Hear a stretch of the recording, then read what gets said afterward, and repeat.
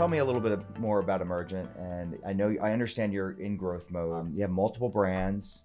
So why don't you tell me about that and then kind of how you got involved with them? So Amergent is a microcap public company that is too small to be public, and we are looking for acquisitions to get scale so that we're relevant again. I've always said be a good breaker-upper, and the one time I wasn't a good breaker-upper is when I left Hooters. And funny enough, that person that I broke up with at Hooters, my partner, is the person that called me about Amergent Hospitality. In about 2015, they bought 3 Better Burger brands. We own a brand out of Portland called Little Big Burger, which is very successful. And then we have an American Burger Company, which has a few units that's more of a sports bar kind of feel. And then we just bought a company called Pizza Rev, which is, a build your own pizza. So they bought some really strong regional brands.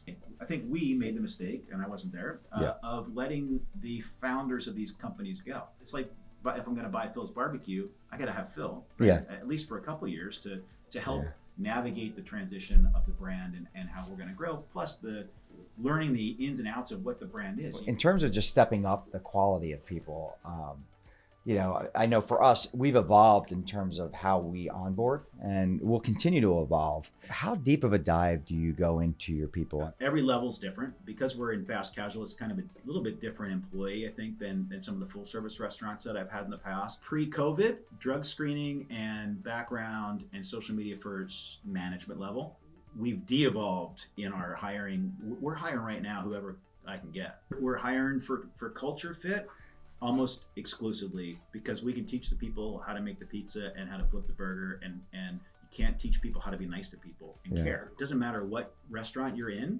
We have an employment brand that is an umbrella over top of that. It's probably one of my superpowers is aligning people around simplified messaging. We have this idea of our Spark. We call ourselves the Spark team. You're here to make people happy. You're not here to flip the burger. I know that that's what you're going to do. That's the what. You got to teach people why.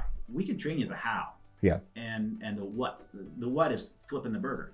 The how is the values, and then the why is you're here to make people happy. We call them superpowers, and I use emojis and stuff. Everybody has their own unique skill set. Some people might have a sense of humor. Some people might be overly caring. Some people might just be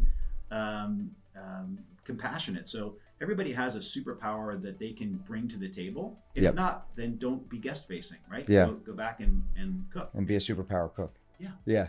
Absolutely hire for the value system in our industry anyway. I've been in a couple, I guess what you would call maybe turnaround type environments at a couple of our stores. And the one kind of thread that I've found is when you get into the store, when you start talking to people, you're able to quickly identify typically who really cares. And I think we've had the most success changing those environments when once we figured that out, we did our best to get the people that didn't care out of the ship. I would much rather have a young, hungry person that cared, that had no idea what they were doing, than the 40-year general manager that knows everything.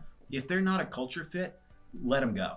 Because they're going to bring everybody down. The best thing about being a GM is hiring the people you work with. Who else gets to do that on earth? Not many people. It's like being the captain of the team. You get to pick the team.